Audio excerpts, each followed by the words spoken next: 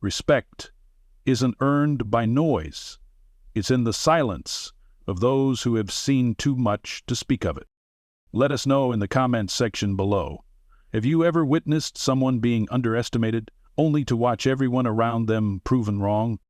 "Hey, McCoy, check this out," Officer Chad Riker smirked, boo heels echoing off the station's concrete floor as he held up a grainy cell phone picture. It was of an old military truck parked in front of a run-down diner on County Road 14. Rusted, sun-bleached, with faded green paint that hadn't seen a wash in years, it looked more like a junkyard relic than a vehicle someone still drove. Brent McCoy chuckled, tossing his half-eaten donut back into the box. "Who in the hell's still driving that pile of scrap? Looks like something Patton left behind. Some old-timer. Drives it every Sunday like it's a Corvette. Parks in front of Millie's like he owns the place.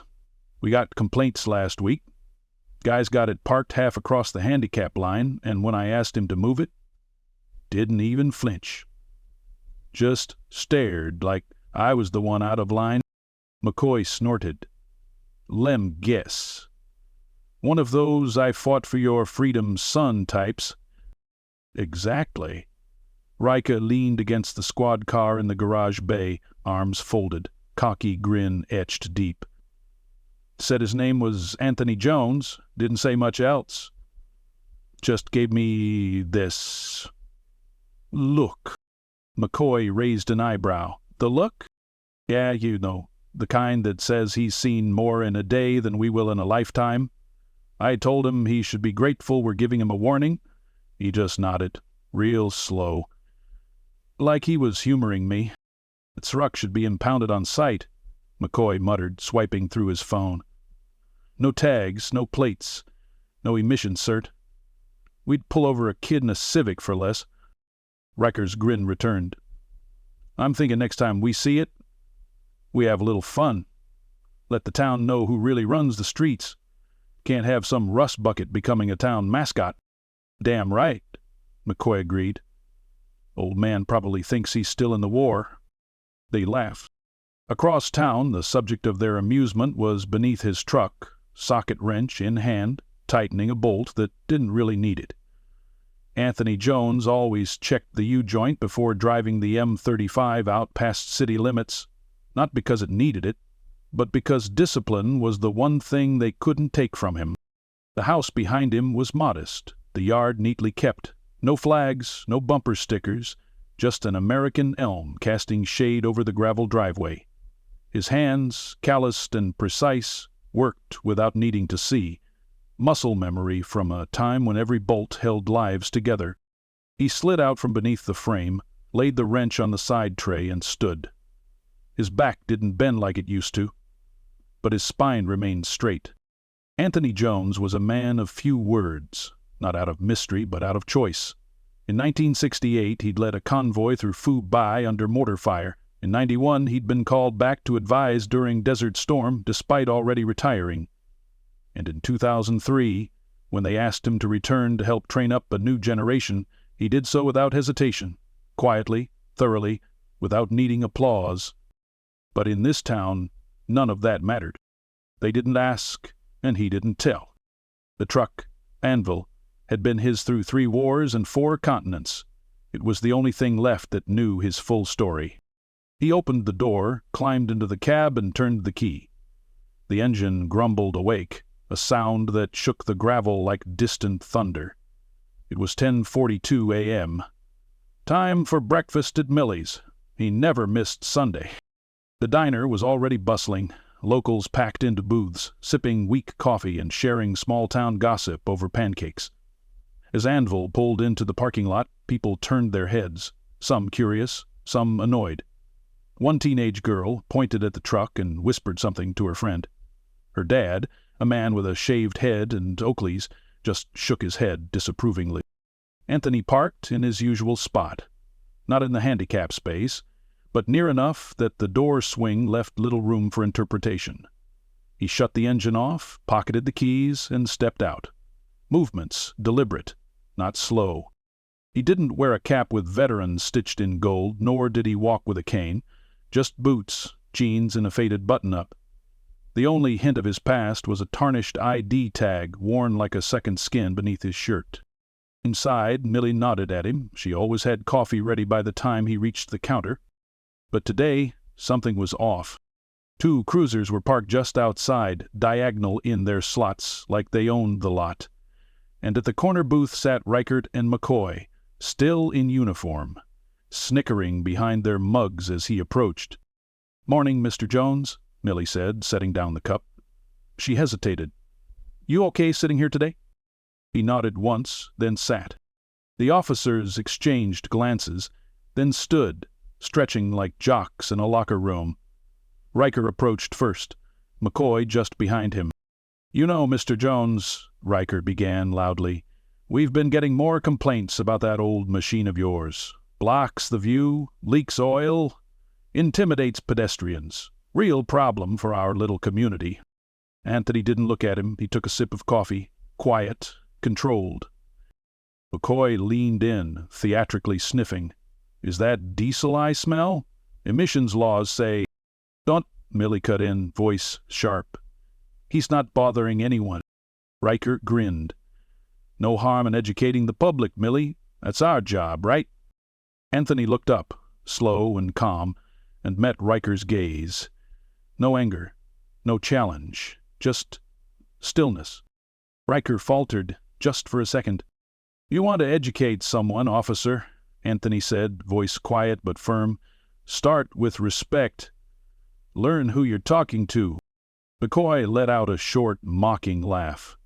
"You gonna lecture us, old man? You think that truck makes you somebody?" Anthony stood, and for the first time the diner felt silent. "Gentlemen," he said, placing a few bills on the counter without breaking eye contact, "you'll find out soon enough who I am." He walked past them, not brushing shoulders, not making a scene. Just walked. Outside, the truck waited. Inside, Riker opened his mouth to say something smug, and then a sound rolled down Main Street. Tensions, multiple, deep-throated and deliberate. Everyone turned to look. A military convoy, matte black SUVs, clean and roaring in formation, swept into town like a storm. Flags marked with stars and eagles flapping from antennae. Every vehicle moved with synchronized, deliberate weight. And leading them, in the front passenger seat of the first vehicle, a man in 4 stars, General Marcus R. Donovan. The convoy came to a halt, and not a soul inside Millie's could speak. The door of the lead SUV swung open, and General Marcus R. Donovan stepped out, uniform immaculate, rows of ribbons across his chest gleaming in the morning sun. He stood tall, not stiff, not theatrical, but like a man who knew the weight of each medal he wore. He scanned the diner's windows. Then he turned toward the rusted military truck parked like a sentinel in front of Millie's and walked. Anthony didn't move. He stood by Anvil, arms crossed, waiting. The way a soldier waits for orders he already knows by heart. The general stopped 2 feet away. No salute, just a pause. Then a quiet smile crept across the general's face. "Still running this beast, Sergeant?" Anthony finally let a faint grin tug at the corner of his mouth. "She's got more heart than most people I meet these days." The general stepped forward and placed a hand gently on the truck's hood, as though greeting an old friend. "God, I haven't seen her since Ramadi. You fixed the front axle?" Anthony gave a single nod. "Twice." Millie pushed open the diner door slowly, not meaning to eavesdrop, but clearly unable to stop watching. Behind her, the entire restaurant sat frozen, spoons hovering in bowls, waitresses mid-pour, and Reichert and McCoy wide-eyed at their booth. General Donovan turned slightly and addressed the room without needing to raise his voice. "Could I have a word with Mr. Jones in private, please?" Millie blinked, then stepped back inside, letting the door close behind her. The sound of its shutting echoed louder than expected. The town had no idea what it had just witnessed. Not yet.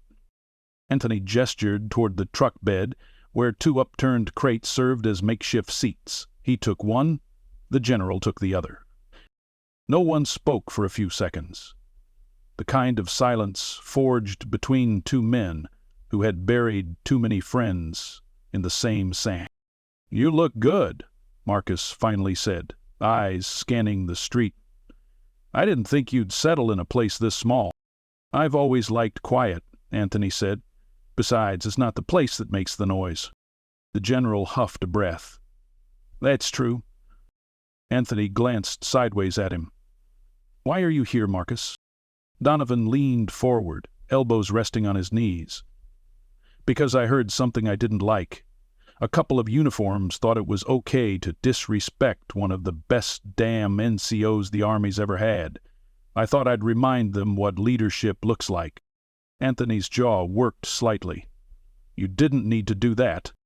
"Yes, I did." The general looked directly at him. "You kept too quiet for too long. You don't ask for medals. You don't do parades. Hell, half the people in this town think you're just some cranky retiree with a leaky truck. But they need to know the truth." "I don't want that kind of attention." "Sometimes it's not about what you want," Marcus said. "It's about what others need to see, especially when the good ones fade into the background and the loud ones steal the stage."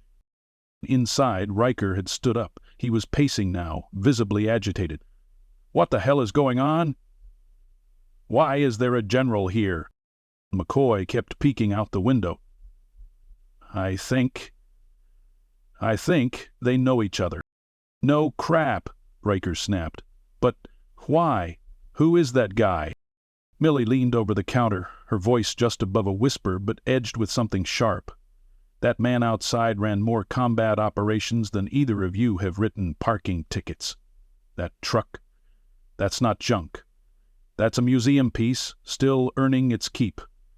Anthony Jones didn't serve. He led." Riker scoffed. "That doesn't give him the right to break city code." Millie turned slowly, her face unreadable. "You really don't know what you've done, do you?" Back outside, the general stood, brushing off his slacks as if shaking the weight of the past. "Anthony, it's time.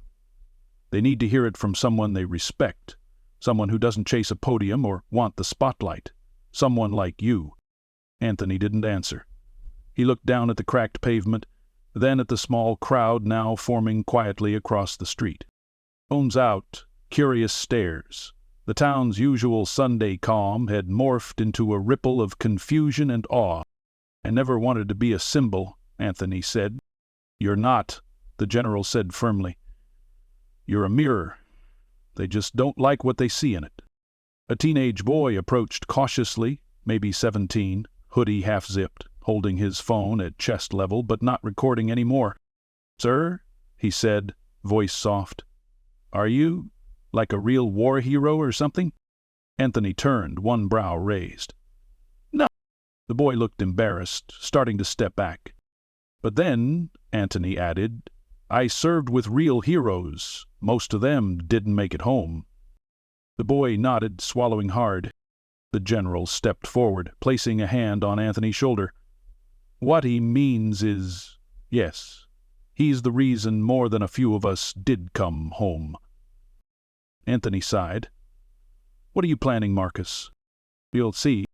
At that moment, one of the SUVs opened and a woman in a tailored civilian suit stepped out, clipboard in hand. She walked up briskly. "General Donovan, sir, the press has arrived. Do you want them staged by the truck, or?" "Truck," he said simply. Anthony froze. "Press?" Donovan just smiled faintly. "Time they hear it straight. The convoy, it turned out, wasn't just an escort. It was an announcement." Military dignitaries began to emerge. 2 sergeants, a major, and a retired chaplain who Anthony hadn't seen since Mosul. One by one they approached him, not to shake hands, but to stand behind him. Well, behind the general, behind Anthony Jones. When the first local news van pulled up and a reporter stepped out with a camera, Riker finally snapped. "This is a stunt. This is absurd. He parked illegally. He ignored warnings." The chaplain, overhearing, turned with a calmness born of funerals. "That truck carried men who didn't come back. I sat in that cab beside Anthony Jones while he drove us through sniper zones. You ever held someone's hand while they bled out in the back of a 5-ton officer?" Riker opened his mouth, then closed it. A silence swept across the crowd. The reporter cleared her throat. "Sir, can we get your name for the record?" Anthony Jones didn't look at the camera. He looked at the teenage boy again, now standing taller, phone at his side, eyes wide. "I'm no one special," he said simply. "Just someone who kept going forward when it mattered." The camera light clicked on, and everything began to change. The footage spread faster than wildfire. By nightfall, the video of General Donovan walking up to Anthony Jones beside his truck had hit 500,000 views. By morning, it had passed 2 million. Local stations played it on repeat. National outlets picked it up under banners like "Hometown Hero Revealed" and "Decorated War Veteran Mocked by Local Police." But it wasn't the headline that caught fire. It was the quiet moment, the silence, the way Anthony Jones said, "I'm no one special," and how the general's eyes had welled up at those words. People didn't need to know every detail. The internet filled in the blanks. A few veterans recognized the truck. A couple of retired officers in Facebook comment threads started piecing together old field reports. Someone found an archived newsreel from '91 that showed a convoy weaving through hostile territory, led by a truck that looked suspiciously like the one parked in front of Millie's. By the time Anthony returned to town Monday morning, something had shifted. He didn't need to hear it. He could feel it. The same people who used to roll their eyes at his rumbling entrance now stopped what they were doing. Some waved, others stood straighter. He didn't wave back, just gave a slow nod like always, but this time it landed differently. Millie's was busier than usual, not with tourists, not yet, but with townspeople. Old-timers who hadn't been seen downtown in months. Younger folks with military pins they didn't normally wear. The booth where Riker and McCoy always sat was empty. Word had it that Chief pulled them in for internal review. Anthony didn't ask. He pushed open the door, bell chiming softly. Millie caught his eye and offered a smile already steeped in apology. "I saved your spot," she said, gesturing toward the counter. "I didn't think you'd want a booth." He took the seat. "Thank you." She poured the coffee. "You didn't ask for this, did you?" Anthony stared into the cup. "No one ever asks for a war, Millie. This ain't much different." The room quieted again as he sat, but he wasn't being gawked at anymore. The silence wasn't curiosity, it was reverence, and that made him uneasy. The door opened behind him. A kid stepped in, skinny, no older than 20, wearing Army surplus gear 2 sizes too big, and holding a wrinkled piece of paper. Anthony glanced over, but said nothing. The kid shuffled awkwardly, glancing around at the patrons, then made his way up to the counter. "You Anthony Jones?" he asked. Anthony didn't move, just raised his eye. "Yes." The kid looked like he was trying to remember something rehearsed and failing miserably. "Sir, my dad served with you in Desert Storm. Name was Elijah Carver." Anthony's eyebrows lifted. He hadn't heard that name in years. Carver had been loud, funny, and fearless. He took shrapnel shielding a younger private from a roadside bomb and never complained once. Died in surgery 3 hours after medevac. "I remember him," Anthony said, voice quieter now. "He was a good man." The kid's throat tightened. He used to talk about this guy, the guy who drove the Green Beast. Said he never backed down, said he made sure his boys always came back alive. He used to call you the one who knew when not to speak. I didn't know it was you until I saw the video." Anthony's shoulders dropped a little. He looked at the kid again, softer this time. "What's your name?" "Colin." "You serving?" "Trying to. I leave for Fort Leonard Wood next month." Anthony nodded, then took a long sip of coffee before speaking again. Your father was brave, but more than that, he was kind. That's harder to teach. You remember that when you go." Caleb blinked fast, then reached into his coat pocket. "I brought something. It's his patch. He always said if I ever met the man who saved his unit, I should give it to him." Anthony held up a hand. "Don't give away what's already yours. That patch came from him. It belongs with you now." Kalen hesitated, then slowly nodded. They sat there for a while, not speaking. Eventually the kid left, quieter than when he came in, but standing straighter. That afternoon the town's mayor, a man who hadn't spoken more than 5 words to Anthony in the last 3 years, called a spontaneous press conference in front of the courthouse. They wanted to issue a public apology, make amends, invite Anthony to ride on the town's float during the Independence Day parade. Anthony didn't show up. Millie had told him about it, of course. Read him the speech the mayor emailed to her personally, the one that dripped with manufactured sincerity. He just shook his head. "If they need someone to forgive," he said, "they're asking the wrong guy." But people kept coming. Not in mobs, not with fanfare, just one at a time. A man from the auto shop, a librarian who said her uncle remembered Anthony from a stateside base in '75. Even the pastor from the Baptist church came by, asked if Anthony would consider giving a few words at Veterans Sunday. He declined each offer. Until Tuesday morning, when a knock at his door came from someone who didn't bother with politics or performance. It was Mrs. Delaney. She had taught civics at the high school for 34 years and never retired. Just reduced her hours and made herself irreplaceable. She wore the same cardigan every fall and kept her hair in a tight gray bun. She also never liked him. Not for any personal reason, just thought he was grumpy, as she once told Millie within earshot. But today she stood on his porch with a box. Anthony opened the door but didn't say anything. She cleared her throat. "Mr. Jones, I'm updating the curriculum this semester. I thought maybe our juniors should learn about someone real, someone they might actually see in town." He didn't reply. She pushed the box toward him. "There's an empty case in the history hallway. It used to hold a model of the Constitution, but the janitor accidentally broke it 2 years ago and no one noticed." He finally looked at her, brows raised. "What's this?"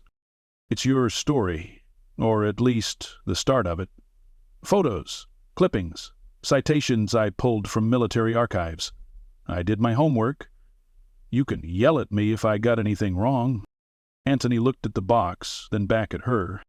"You sure the school board signed off?" "No," she said, "but I didn't ask." He smiled, just barely.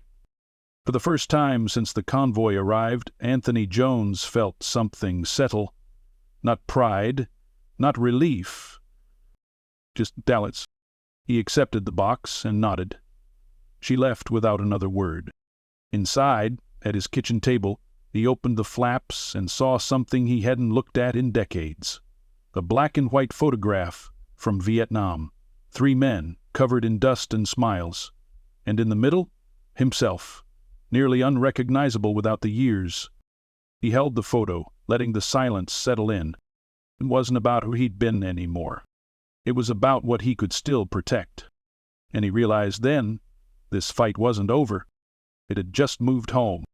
The school case was filled by Friday. Students passed it every day on the way to history class, their conversations trailing off into silence when they stopped to look. Inside it, flanked by a clean glass pane, were photographs, service medals, a scanned copy of an old operations map from Kuwait, and one crumpled ration card. A plaque beneath a black and white image simply read, "Anthony Jones, Master Sergeant, U.S. Army. Quiet courage in motion." No one vandalized it. No one laughed. Instead, someone left a single yellow flower tucked between the frame and the wall, and someone else had drawn the American flag on a note card with the words, "Thank you for protecting more than a country." Anthony never said who curated the rest of the display. He didn't ask. But he knew Mrs. Delaney hadn't done it alone. That Saturday, Millie handed him a letter before he could sit at the counter. No envelope, folded twice. He unfolded it. It read, "Sergeant Jones, I've resigned. I disrespected something I didn't understand. That's no excuse, just the truth. I've got a long way to go to be the kind of man who deserves to wear the badge again.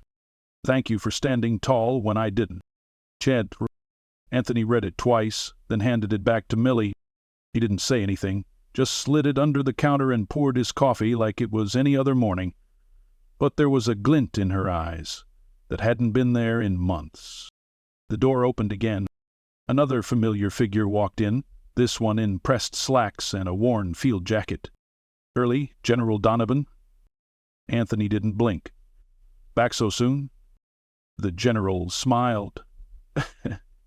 "Didn't even unpack the convoy." He took the stool beside him and nodded to Millie for a black coffee, no sugar. "What's the mission this time?" Anthony asked.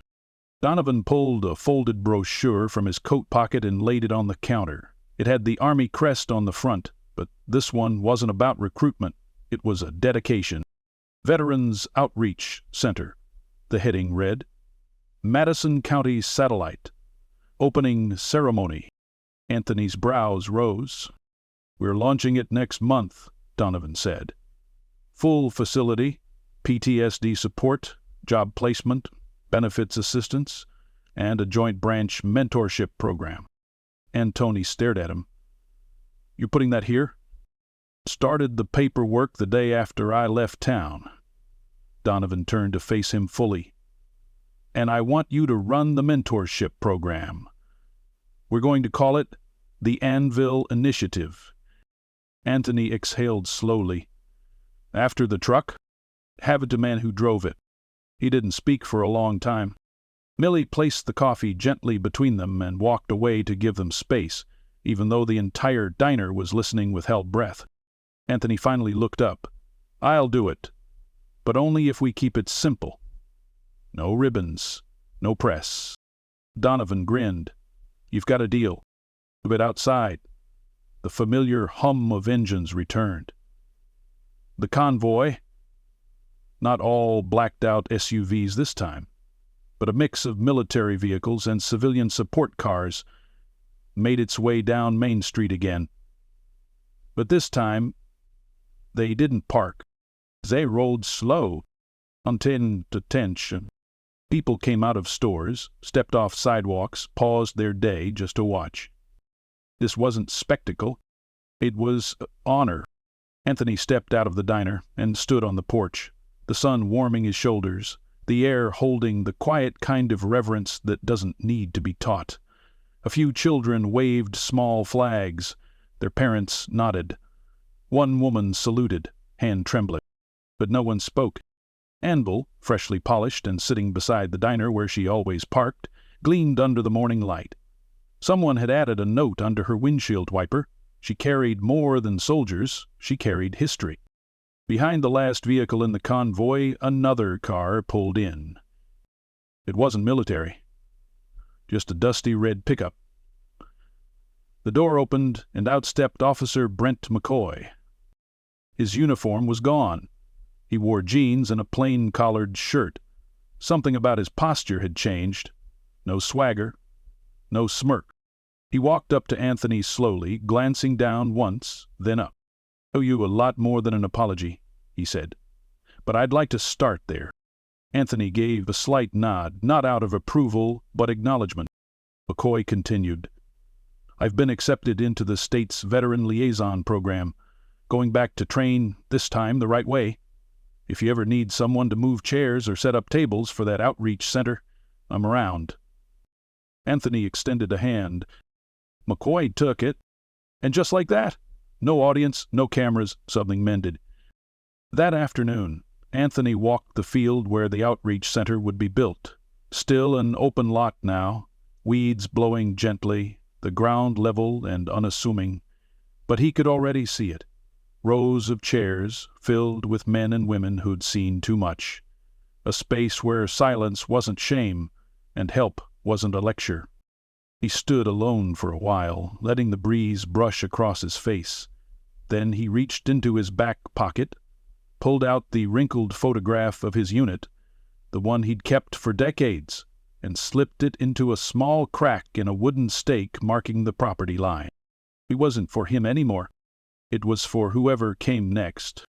3 weeks later, the outreach center opened its doors. Anthony didn't speak at the ceremony. He didn't cut the ribbon. But he stood inside, just past the entrance, greeting each veteran who walked through with a nod, a hand on the shoulder, or, when words failed, a silence that meant more. Caleb Carver came back, now in uniform, his boots clean and sharp, his eyes not so nervous anymore. He hugged Anthony without asking first, then helped carry in a box of supplies for the new office. Mrs. Delaney sent a bouquet and a typed letter from the entire junior class, thanking him for showing what strength looks like after the war. Riker never returned to the force. Last Anthony heard, he was volunteering with a restoration crew, fixing up abandoned barracks outside Fort Hood. And Anvil? She was parked just outside the outreach center, beneath a canvas awning, tires scrubbed and clean, engine tuned. She didn't need to move anymore. She had arrived. On the last page of the center's visitor log, beneath 100 scrawled signatures, someone had written in careful block letters, "He taught us that honor doesn't retire, it just finds new roads." Anthony Jones never asked for statues or speeches, but that didn't matter, because in a town that once mocked his truck, they now stood a little taller when they passed him on the street. And sometimes, when a convoy came through, they slowed, not out of caution, but out of respect.